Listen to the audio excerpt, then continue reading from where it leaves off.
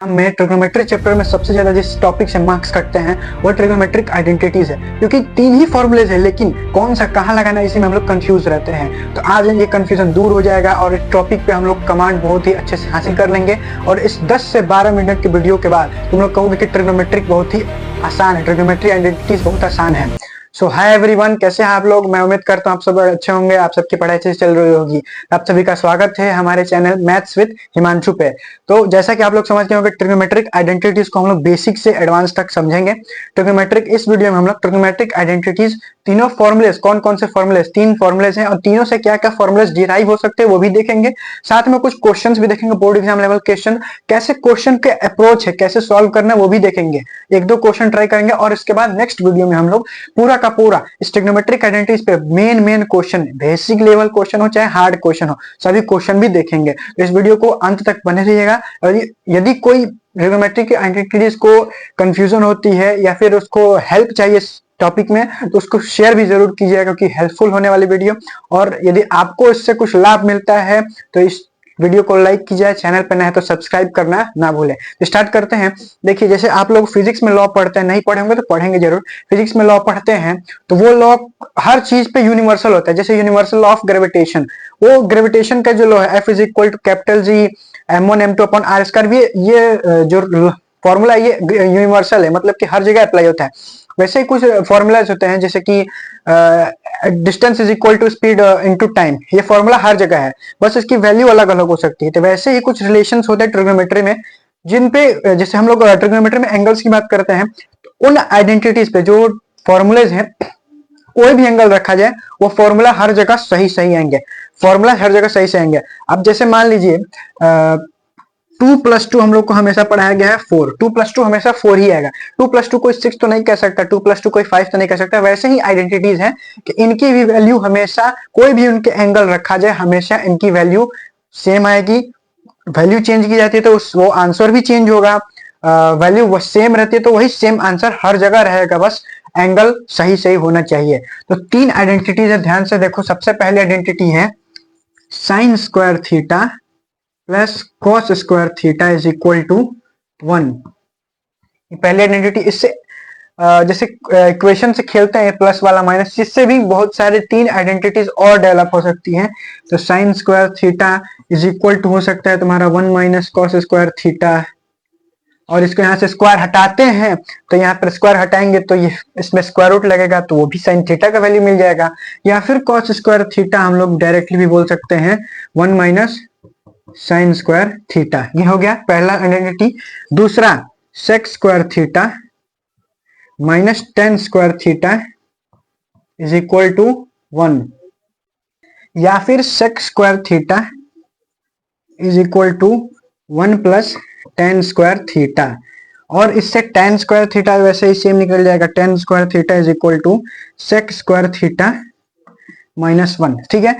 तीसरी आइडेंटिटी है आपकी cosec square theta minus cot square theta is equal to 1, या फिर यहां से हम लोग इक्वेशन की तरह सॉल्व करते हैं तो कोसेक स्क्वायर थीटा की वैल्यू मिल जाएगी हमें 1 प्लस कॉट स्क्वायर थीटा, और इससे फिर कॉट स्क्वायर थीटा की वैल्यू मिल जाएगी cosec square theta minus 1। 3 identities clear हो गई है कि sine square theta plus cos square theta is equal to 1।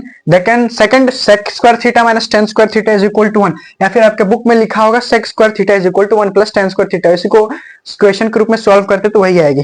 Third है cosec square theta minus cot square theta is equal to 1, या फिर cosec square theta is equal to 1 plus cot square theta. ठीक है। अब ये तीनों 3 identities हैं, इन तीनों का जो वैल्यू वहां पर रहेगा, अब सपोज कि कहीं sign square theta plus cos square theta लिखा है तो डायरेक्टली हम 1 लिख सकते हैं। कहीं साइन स्क्वायर थीटा है और वहां पर जरूरत होती है 1 माइनस कॉस स्क्वायर थीटा की, तो वहां पर 1 माइनस कॉस स्क्वायर थीटा भी लिख सकते हैं। ऐसे cos square theta is equal to 1 minus sine square theta है तो वो भी कॉस स्क्वायर थीटा के जगह पर यदि जरूरत है तो ये वैल्यू भी पुट कर सकते हैं। Similarly sec square theta minus tan square theta है और वहां पे जरूरत है ये वैल्यू के 1 की, तो वहां पर 1 भी पुट कर सकते हैं। तो ये बात याद रखिएगा। और एक और रिलेशन है, ये भी याद रखिएगा। वैसे तक साइन थीटा रेसिप्रोकल वाला मैंने बताया है रिलेशन के, sine theta is equal to 1 upon cos theta, मतलब कि साइन कोसेक एक दूसरे के रेसिप्रोकल होते हैं, कॉस सेक एक दूसरे के रेसिप्रोकल होते हैं। लिख देते हैं साइन थीटा और कोसेक थीटा, ये दोनों एक दूसरे के रेसिप्रोकल। फिर दूसरा कॉस थीटा एंड देन ये सेक थीटा, ये दोनों एक दूसरे के रेसिप्रोकल। तीसरा टेन थीटा और कॉट थीटा एक दूसरे के रेसिप्रोकल होते हैं, ठीक है। यहां पर अब साइन स्क्वायर थीटा आ जाता है तो वो कोसेक स्क्वायर थीटा हो जाएगा। सेक स्क्वायर थीटा है तो उसका रेसिप्रोकल 1/cos स्क्वायर थीटा। यदि कहीं टेन क्यूब थीटा आता है तो उसका रेसिप्रोकल 1/cot क्यूब थीटा, यानी कि स्क्वायर रहेगा तो सामने वाला भी स्क्वायर हो जाएगा, क्यूब है तो सामने वाला भी क्यूब हो जाएगा। सामने वाले का पावर 4 है तो उसके सामने वाला का पावर भी यदि रेसिप्रोकल में कन्वर्ट करते हैं तो उसका भी पावर 4 ही रहना चाहिए, ठीक है। Sine theta, cosec theta, cos theta, sec theta, tan theta, cot theta, ये चीज क्लियर कर लीजिए। अब कुछ नॉर्मल क्वेश्चंस देखते हैं, एक दो क्वेश्चन, कि ताकि क्लैरिटी हो कि कैसे सॉल्व करेंगे, कैसे अप्रोच। सबसे पहली बात याद रखिए, आपको कोई भी इक्वेशन सॉल्व करने को आएगा ऐसे एक फॉर्मेट में आएगा। सपोज करते हैं मैंने एक क्वेश्चन लिखा 1 हटाते हैं इसको, सबसे पहले कुछ आसान, sine theta upon cos theta plus cos theta upon sine theta is equal to 1 sine theta cos theta. एक मैंने नॉर्मल सा क्वेश्चन लिखा। अब देखिए इज इक्वल टू है, इज इक्वल टू के ये वाला साइड LHS है, LHS, और ये दूसरा साइड RHS है। LHS मतलब कि लेफ्ट हैंड साइड, RHS मतलब कि राइट हैंड साइड। अब देखते हैं जनरली हम लोग क्या करेंगे कि LHS वाले साइड को सॉल्व करेंगे और RHS वाली वैल्यू लाएंगे। LHS वाले साइड को सॉल्व करेंगे, RHS वाली वैल्यू अगर सेम हो गए तो इसका मतलब कि हम लोग के जो प्रूफ करने के दिए गए वो प्रूफ हो गया। या फिर कभी कभी ऐसा भी होता है LHS को भी साथ में सॉल्व करेंगे और साथ में RHS को भी सॉल्व करेंगे तो दोनों की वैल्यू कुछ कहीं जाकर मैच करती है, तो इस प्रकार से प्रूफ हो जाएगा। कभी LHS प्रूफ करेंगे दोनों साथ में, या फिर कभी डायरेक्टली LHS को प्रूफ करते करते RHS डायरेक्टली आ जाएगा, ठीक है। जहां जो जरूरत पड़ती है वो हम लोग यूज करेंगे, ठीक है। तो LHS को नॉर्मली सॉल्व करते हैं, तो इसमें नॉर्मली पहले स्टार्टिंग से सॉल्व करते हैं, LHS वाला सॉल्व करते हैं। अब देखिए sine theta plus cos theta upon sine theta, ठीक है। Sine theta upon cos theta, ये क्या होगा, टेन थीटा वाला, ये भी मैं लिख देता हूं, tan theta is equal to sine theta upon cos theta, और या फिर cot theta is equal to cos theta upon sine theta. ये भी याद रखिएगा। देखो sine theta upon cos theta पर डायरेक्टली टेन थीटा भी पुट कर सकते हैं, लेकिन देखो हम लोग को क्या लाना है, 1/sin थीटा कॉस थीटा। सबसे पहले देखो कि क्या लाना है, वो भी जो वैल्यू है वो भी साइन थीटा कॉस थीटा में ही है, तो हम लोग इसमें भी यही रहने देते हैं। तो यहाँ पर एडिशन हुआ है, एडिशन तो नॉर्मल आता होगा, फ्रैक्शन वाला, नीचे वाला का एलसीएम लेते हैं।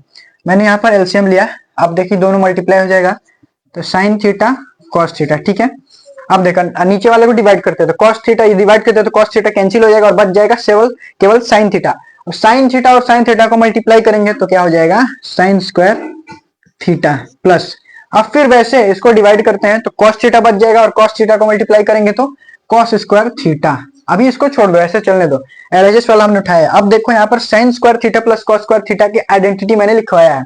साइन स्क्वायर थीटा के जगह पर plus cos square theta is equal to 1, इसके जगह पर डायरेक्टली 1 लिख सकते हैं, कि हो जाएगा 1/sin theta upon 1/sin theta into cos theta. अब देखो कुछ नोटिस करो कि LHS वाला वैल्यू डायरेक्टली आ गया है, तो यहाँ पर हम लोग डायरेक्टली लिख देंगे LHS is equal to RHS, hence proved. यहाँ पर हम लोग जो प्रूफ करना चाहते थे वो प्रूफ हो गया।